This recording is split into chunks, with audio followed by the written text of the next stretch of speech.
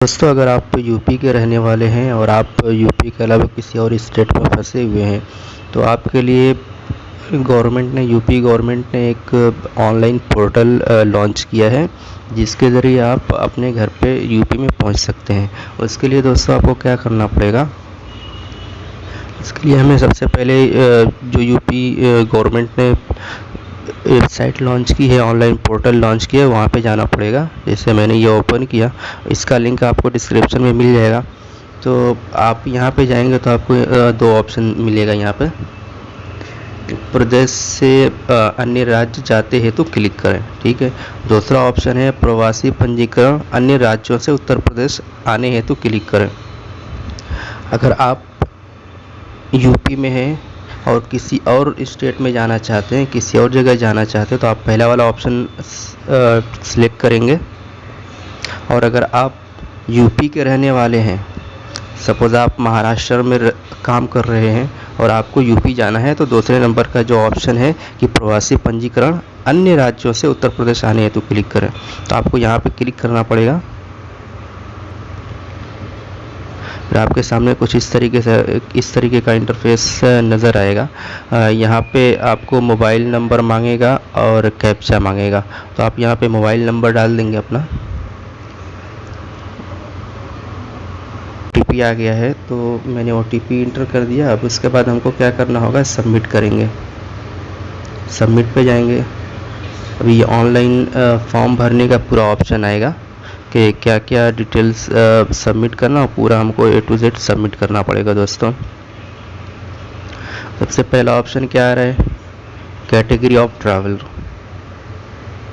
इसमें हमको क्या करना पड़ेगा, अगर आप काम करने वाले हैं तो मिग्रेंट वर्कर डालेंगे, स्टूडेंट है, पिलग्रिम है, मतलब तीर्थयात्री हैं, टूरिस्ट हैं, या कोई दूसरा ऑप्शन है तो हम वर्कर सिलेक्ट कर लेते हैं।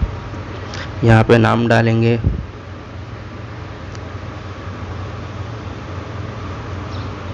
अपना नाम डालेंगे। इस पर आधार डाले तो बेटर रहेगा। पूरा नाम डालेंगे। फिर आपकी एज क्या है वो एज डालेंगे यहाँ पे। फिर आपका जेंडर क्या है, पुरुष है, महिला है, ट्रांसजेंडर है, तो मैं डालता हूँ पुरुष डालता हूँ। यहाँ पे मोबाइल नंबर तो है पहले से ही।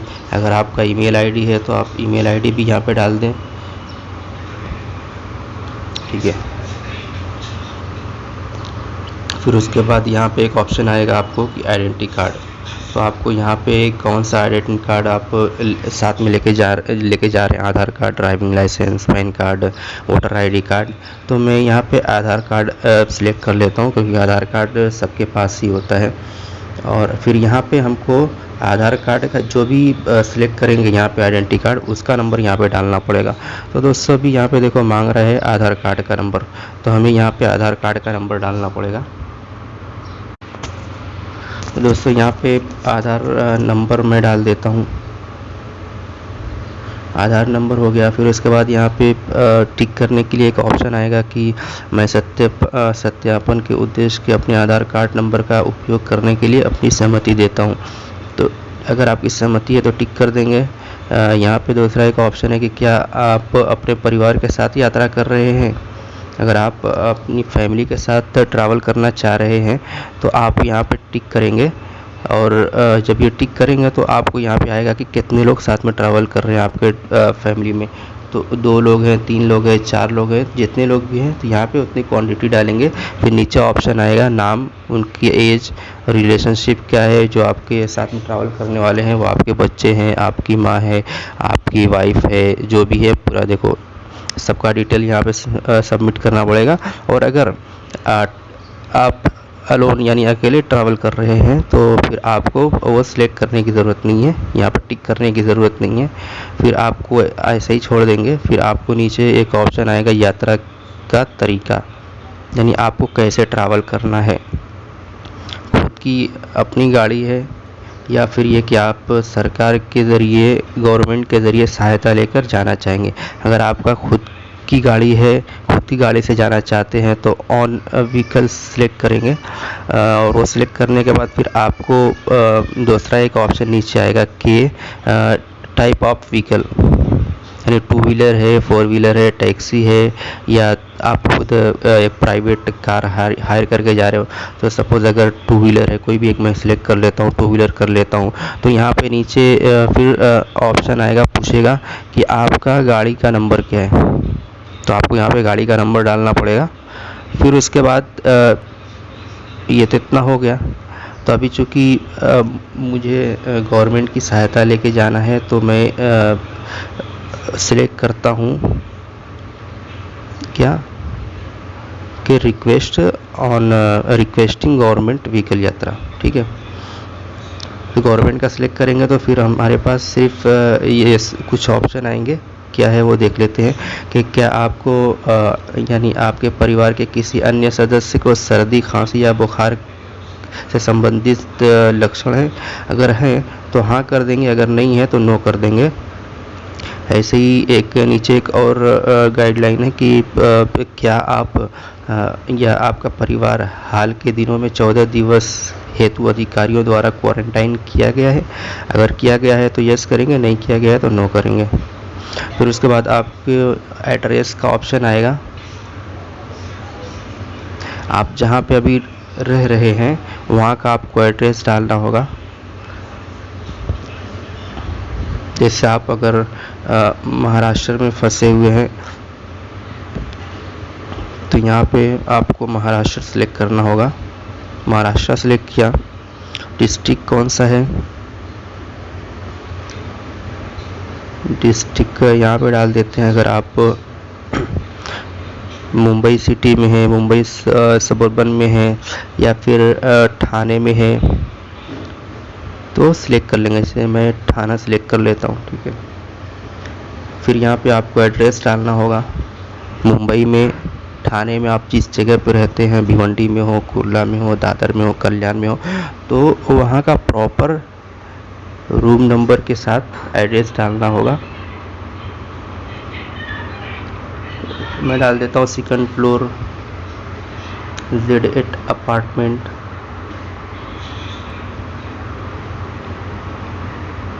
भिवंडी। आपको पूरा एड्रेस डालना है।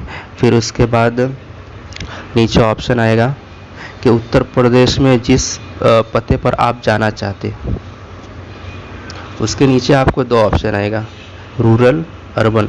अगर आप गांव में रहते हैं तो रूरल सिलेक्ट करेंगे, और अगर शहर में रहते हैं तो अर्बन सिलेक्ट करना पड़ेगा।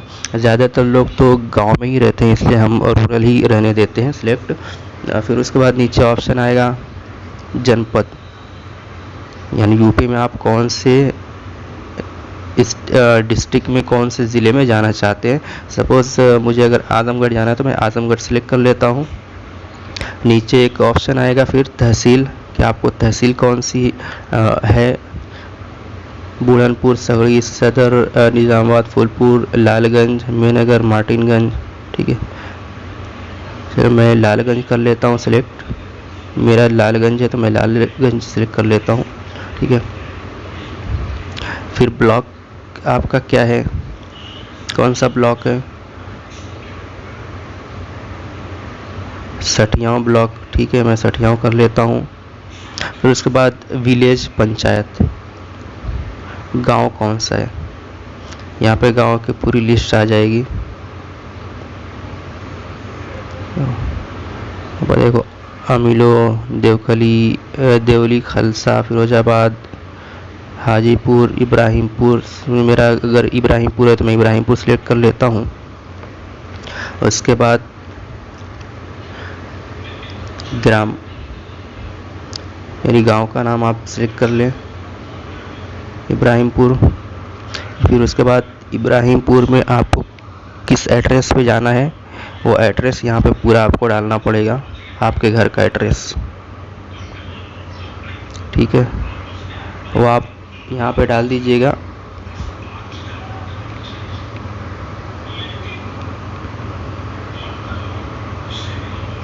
जो भी A to Z आप डाल दीजिएगा। फिर उसके बाद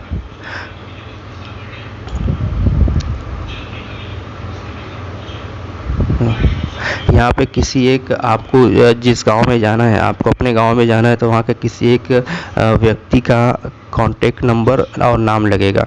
तो बेटर यही है कि अगर आप गांव में जा रहे हैं तो वहाँ के आपके गांव के प्रधान का, मुखिया का नंबर डालें और उनका आप नाम डालें।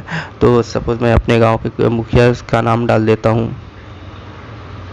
ठीक है। फिर उसके बाद कॉन्टैक्ट पर्सन नंबर, फिर उसी का कॉन्टैक्ट नंबर भी डाल देता हूं, क्योंकि मुखिया रहेगा तो गांव का जिम्मेदार होता है, वो ज़्यादा बेटर रहेगा उसका नंबर डालना।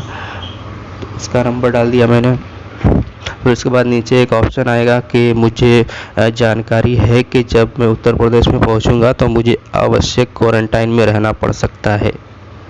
हाँ दोस्तों, जब आप किसी दूसरे स्टेट से यूपी में जाएंगे तो आपको 14 दिन से 20 दिन 21 दिन तक क्वारंटाइन रहना पड़ सकता है, इसलिए आपको ये टिक करना पड़ेगा। ये टिक करेंगे तभी आपका अप्रूवल आएगा। तो इसके बाद दूसरा एक ऑप्शन है कि मैंने अपने शहर जनपद में किसी कंटेनमेंट जोन में पिछले 2 माह से निवास नहीं किया, ठीक है, यस कर देंगे। फिर उसके बाद नीचे एक और ऑप्शन आएगा कि मैं घोषणा करता हूं कि मेरे द्वारा प्रदान की गई जानकारी सटीक है और मेरे ज्ञान का सर्वश्रेष्ठ है। यदि मेरे द्वारा की गई कोई जानकारी गलत पाई जाती है तो मेरे विरुद्ध महामारी अधिनियम अथवा आपदा प्रबंध अधिनियम के अंतर्गत कार्रवाई की जा सकती है, ठीक है, टिक कर देंगे।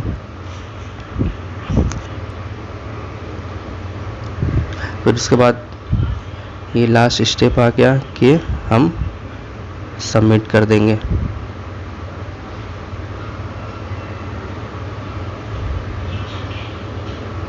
देखिए दोस्तों, फिर उसके बाद आपको सबमिट करने के बाद कुछ इस तरीके से मैसेज आएगा। आपको इसका स्क्रीनशॉट ले लेना है, क्योंकि आपको जो आपने रिक्वेस्ट सभी सबमिट किया है उसका रेफरेंस नंबर यहाँ पे आया है। इसके ज़रिए आप ट्रैक कर सकते हैं कि आपको अप्रूवल आया कि नहीं गवर्नमेंट की तरफ से, और कब तक वो आपके ऊपर एक्शन लेने वाले हैं, कब तक वो आपको कांटेक्ट करने वाले हैं। तो इसका स्क्रीनशॉट आपको लेके रखना ही पड़ेगा, ज़रूरी है दोस्तों। तो दोस्तों, अगर ये वीडियो आपको पसंद आई है तो लाइक करें, शेयर करें और ज़रूरतमंदों तक इसको ज़रूर शेयर करें, और सब्सक्राइब करना ना भूलें हमारे चैनल को, ताकि इस तरीके की अगर कोई दूसरी नई इंफॉर्मेशन आती है तो उसका नोटिफिकेशन आपको मिलता रहे दोस्तों। Thank you.